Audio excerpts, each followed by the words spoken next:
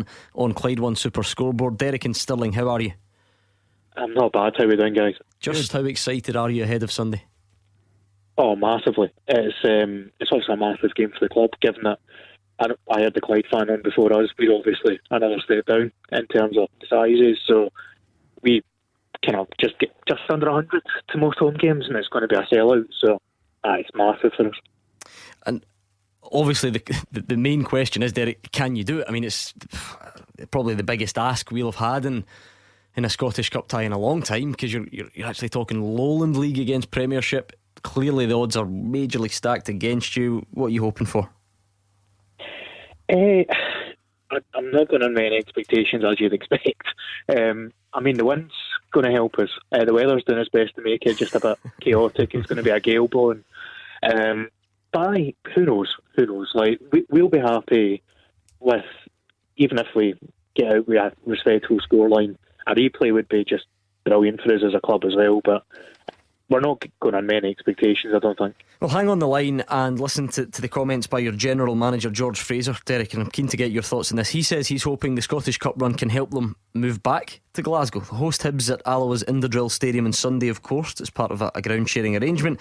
He'd like to see some of the money that they make go towards a new home. It's been an incredible rise for us. I mean, we were only established in 2014, and if you told me back then that we would been the last 16 of the Scottish Cup playing Hibernian, I would have probably laughed. So yeah, it's really one of those experiences that we have to savour, because you never know when it might happen again. But for a club of our size, of our age, so to speak, it's been absolutely incredible, and surreal is definitely the word to use. The finances will come in very useful, that's for sure. It's no secret that we want to move back to Glasgow and have our own base, have our own ground in the city, and we're hopeful that some of this money might be put to good use in that respect.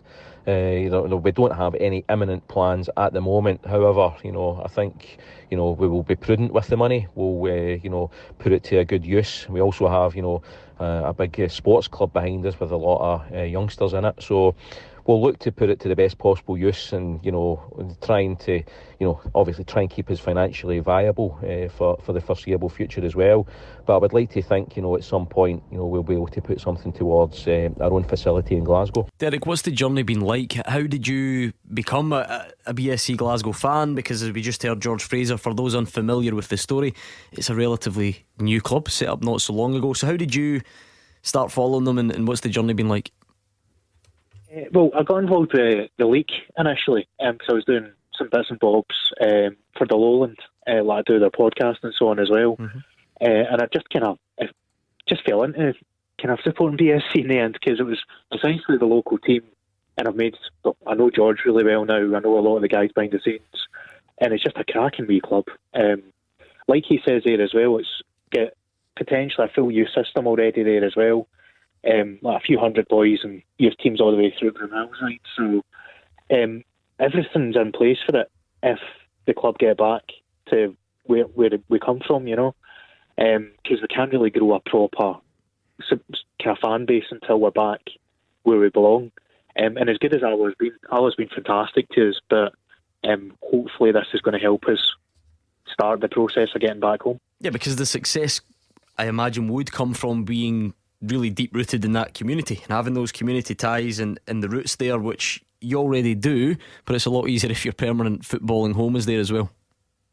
Yeah, and if you look at the last round when we were away at East Kilbride, in the game there, we actually outnumbered their fans, which was one of the kind of rare times that you'll see that. But we had buses running from Partick and the like, so it makes so much sense for us if we can get back there that who knows where we could get to, maybe even the SPFL, Well, speaking as someone who's born in Partick, I wish you all the luck in the world, but I now have to be brutal. Oh, here he goes in my assessment. It was going so well.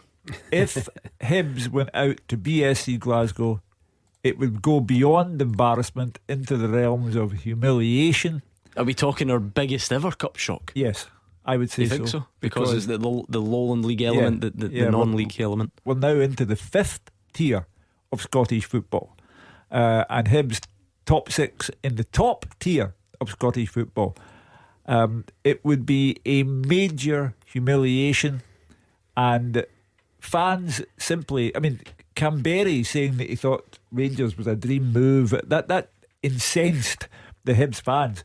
To go out to BSC Glasgow would do Jack Ross, Leanne Dempster, and all of the players no favours whatsoever. So again, I have to introduce reality. If Hibs lose to BSC Glasgow, then they'll have to take the consequences. It's a great tie though, Fraser, because the draw against East Kilbride, it was that sort of double-edged sword where yes, it was giving both sides a greater chance of progressing, but you then fear that you've missed out on the glamour tie, and unfortunately for East Kilbride that was the case.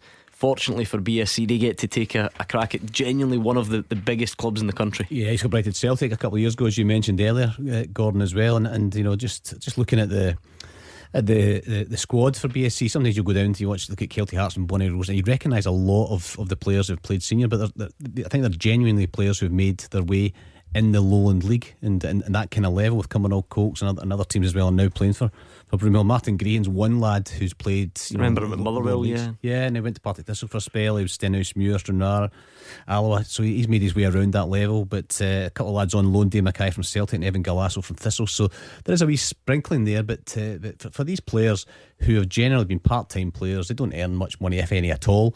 This is a brilliant day for them, and thoroughly deserved. I was pleased when they got through against East Kilbride and then got the draw, because East Kilbride have had that as well. It's fantastic for these players to get the big team and have their day in the sun. Who are the guys to look out for, Derek? Who are the main men? Well, you mentioned Martin Green there. He's still got it. He's especially the level we play at. He's just different class. But Thomas Collins would be the one to look out for if we're going to score a goal. Don't worry, I'm not predicting we're going to win. If we are going to get a goal, I think Thomas Collins will have something to do with it. He's a busy wee player we picked up through the juniors, and he's probably going to make a move up. George probably won't let me say that, but I'd expect him to move up the ranks to league level, because he's got everything you need. And we've got other guys as well. You might know Ross Smith at centre back, used to be with Dundee United. Ross McMillan, another centre back with Stirling Albion and so on. So we've got a lot of league experience in there, and it's mixed with generally young boys that might have been at academies that we've given a second chance to, that are now proving their worth. Like Thomas Orr, for example, was with Morton and a few other teams. So it's a cracking mix. We've got a really strong dressing room. If you win, sorry Hugh, I'm going to have to ask you to leave it there because we really are out of time. But Derek, it was great to hear from you. Hopefully you enjoy your day, and why not give us a call back on Monday night and tell us how it all went. That was Derek, our first ever BSC Glasgow fan, on the line quickly, because as you can hear, the music is upon us.